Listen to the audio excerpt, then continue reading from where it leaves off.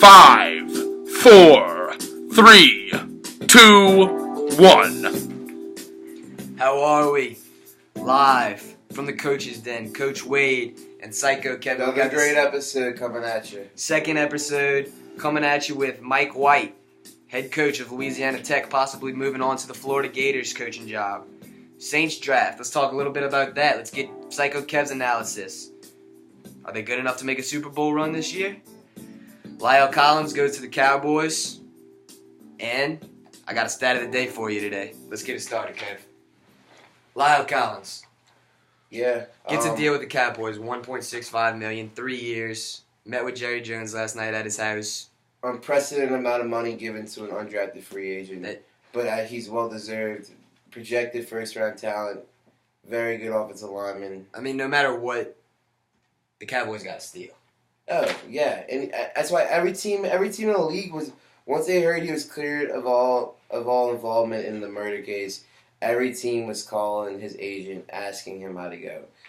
And what I'm hearing is that Randy Gregory and Lyle were supposed to be a package deal. They do have the same agent, and apparently wherever Randy Gregory ended up, that's where Lyle Collins was going to sign a deal with. Yeah. And if that's a true rumor, then that's indeed what happened. It's crazy. Seeing more of these athletes going together with their friends. They already added to what is a stacked offensive line. Incredible. Best offensive line last year. Only gotten better with Lyle Collins. I think he'll probably be a starter, take over. In the beginning of the season, if not in the middle of the season. He will be starting for the Dallas Cowboys next year. And their offensive line will be one of the greatest you'll ever see. A blind man will run through their holes. But yeah, I don't think losing DeMarco Murray really is a huge hurt to them. They have 3 running backs, including Darren McFadden. They got the best O-line. That's what's going to get the job done. Yeah, but they still got Tony Homo as their quarterback, so he's going to blow some fourth quarter, so I don't really have to worry about them. Let's get to the Saints, Coach. Let's talk about these Saints draft picks. I know everybody was expecting Bud Dupree. Yeah, they were. Kev is very high on the Saints draft. I really like the Saints draft. I think they did a lot of good things. People are always trying to do these need things. Like I always hear Kuiper saying, "Oh, they didn't address their needs," but any smart person will take the best the most talented person for a job, right? So why wouldn't you take the best available player in a draft? And that's what the Saints were doing. Took Andres Pete with the 13th overall. And then came back and took Stephon Anthony with the 31st. Both not huge holes at inside linebacker and tackle, but the 2 best available players that was on the board, and they took them. I really like that. Kenny Stills, we traded him to the Dolphins. Yeah, that turned out to be a huge trade because we got to know LRB. He didn't play that well last year, but the year before that he won a Super Bowl with the Ravens, was a major contributor for that squad. And he's only going to make our linebacking core better now that we got him. And with that trade, we got P.J. Williams, the cornerback from Florida State, very highly recruited guy coming out of high school. Nothing but potential at him. Had a few off-field characteristic issues with the DUI a month ago. Peyton won't be able to. Nothing too serious. I think Peyton will be able to develop him well. I think this defense is looking incredible. Surprise pick of the draft. Garrett Grayson, 3rd round, quarterback out of Colorado State. Yeah. He Drew Brees' replacement. That's what he is. If he's not, then he's going to be a very highly valued trading target for the Saints, which is always nice to have. I agree. I mean, I think that when they started to do this thing and pick a quarterback to come under Drew Brees and develop under Drew Brees, I believe that they wanted the guy that was going to be the future, and they believed in his future. You think he's got that type of talent? Yeah, I was reading somewhere of that the thing that Sean Payton actually said, or Grayson said that him and Sean Payton and the Saints, that was his worst private workout by any team, and that's something to say because the Saints thought it was a very good workout and was very impressed by his skills on the field, but especially off the field and the chalkboard and knowing the playbook and stuff. Saints are very high on guys like that. Not only for starting job, but for running routes and reps and practice, they always need guys like that. So, you're very high on our draft, obviously. Say these guys pan out, have a good first year. With the guys we have coming back, such as Bird, Vaccaro, Keenan Lewis, Adam Browner, the secondary, people think there's a hole at the receiver position.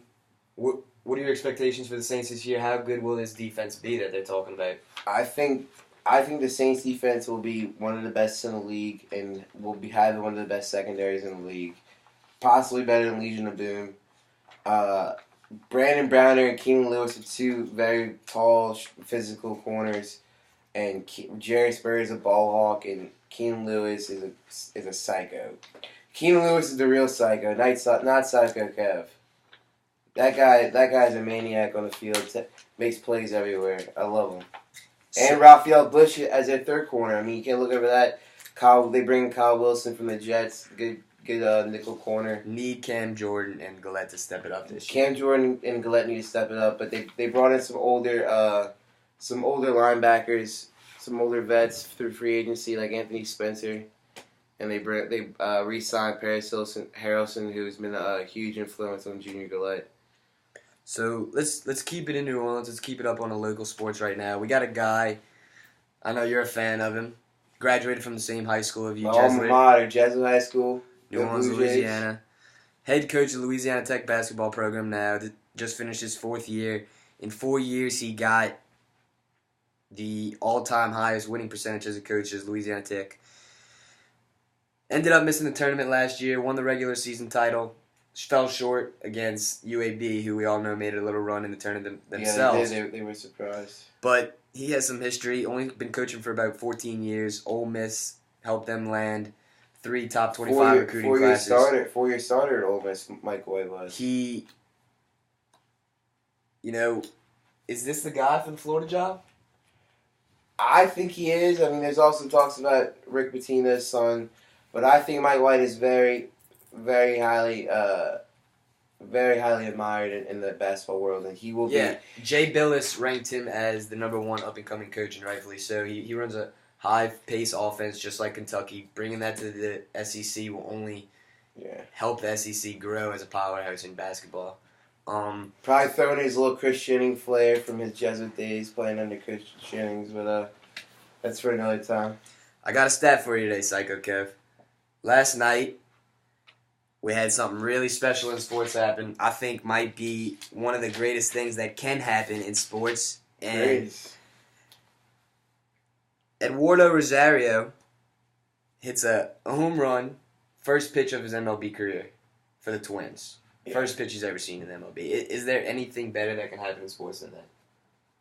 I mean, there's definitely better things, but that's pretty remarkable to say that the first pitch you ever saw as an MLB player, you hit it at the park.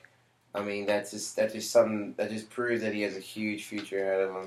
One of the higher MLB prospects coming out this year. I mean, that's incredible. I think if it would have been a walk off, maybe that would have been a little better. But it could have been a walk-off. It was his first pitch. So, last night, everybody thinks, oh, wow, the Bulls go up 1-0. LeBron can't do it without K-Love.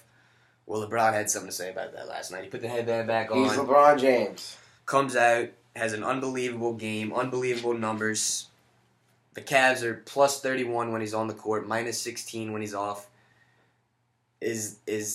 I think the whole series changes after last night. Yeah, for sure. I mean, tied it up. I mean, it's going to Chicago. Going to Chicago, 1-1.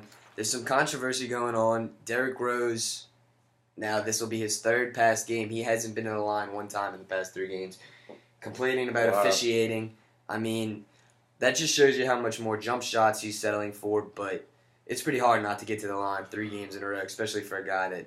You think Rose is getting a little scared going to the hoop as often after all these injuries? I think for sure he's not as aggressive. But if they want any chance at winning this, they need Rose to step up and play like vintage Rose, and they also need their front court to dominate. That's the only way they're going to be able to handle this series. Joakim needs to step up and prove that he's the all-starter that he is. Like Paul Gasol was settling for way too many jump shots last night. He's got to take it inside on those guys. They only have one rim protector in Timothy Magov. I like Tristan Thompson, but he's not. These are probably the all-stars we're talking about for the Bulls. It's small. He's not as physical as the other guys. But the other game, Rockets-Clippers, I mean, after Game 1, I think this is the Clippers series to lose. They won Game 1 without Chris Paul. Yeah. Play Houston to the final minute last night. A very good game last night. Austin Rivers stepped up. Jamal Crawford had sort of a rough shooting game. Blake Griffin had a tough second half, but, I mean, the guy finished with 34, 15, and 4. I don't know how people can say that he had a rough second half. I mean, what more can you do than 34, 15, and 4? I mean, I want to. Yeah, that's a good stat, but I want to talk about Dwight. I mean, I can never see someone so inconsistent. He played very well last night, looking like old Orlando Magic Dwight, dunking on people, catching the alley-oops. But can he keep that up for all playoffs? He hasn't proven that yet. If they want any shot at this, Harden and Howard are going to need to play like the All-Stars they are. Harden played a lot better than he did in Game 1 last night. He finished with 32, 3 rebounds, and 7 assists, which is what he's going to need to do, if not better more. Than what he got the other night, 17? He had 17 the other night. He stepped it up a little bit, but... Without Chris Paul, I don't know how the Clippers can win this series. But with him, I don't think that the Rockets have a chance. You know, if Chris Paul is back tomorrow night... Who are you taking in that series? It's hard to tell with the injury, but if Chris Paul comes back tomorrow night, I got the Clippers in 6. Clippers in 6? Warriors, Memphis. It's going back to Memphis 1-1. I got Memphis winning 1. I got Golden State winning 1, splitting. I eventually got Golden State winning in 7 at home. Yeah, I don't really see anyone stopping Golden State anytime soon. Yeah, I mean, Conley is a difference maker for that team. For sure. He spaces the floor with his three-point shooting ability. He is the team. He comes out there, the guys start playing, you know, they start getting a feel when he's out there. This is how we're supposed to be playing. This is who we are. That's how they beat him the other night with Conley out there. Yeah, well, speaking of difference makers, what about that John Wall injury that was today? 5 dislocated bones in his wrist. And, I mean, talking about a difference maker on a team, his team was had a higher efficiency rating by 15 points when he was on the court and shot 10% better from the field goal percentage while he was on the court. I mean, he's a huge contributor, makes everyone else around him better. Him missing a game or two can blow the whole series for them. Yeah, I mean, injuries have been tough this season. We'll see how it plays out. If Wall's not playing, who do they have stopping Jeff Teague? I got the Hawks winning this series if Wall's out, but if Wall can get back, I think the Wizards can go to the Eastern Conference Finals. But without him, I don't think they have a chance. You got the Hawks in that one? Without Wall, for sure. You got the Hawks. What about that Cleveland Bulls series? I picked the Bulls, and I got to stick with it. I got the Bulls going in 7. So, to wrap it up, give me your NBA draft prediction. Who's going first overall? Karl-Anthony Towns. Karl-Anthony Towns. I think Jahlil Okafor lost some of his draft stock night of the championship game. Yeah. Towns is the clear number 1. Towns is a dominant player. That's all we got for today. I hope you enjoyed the show.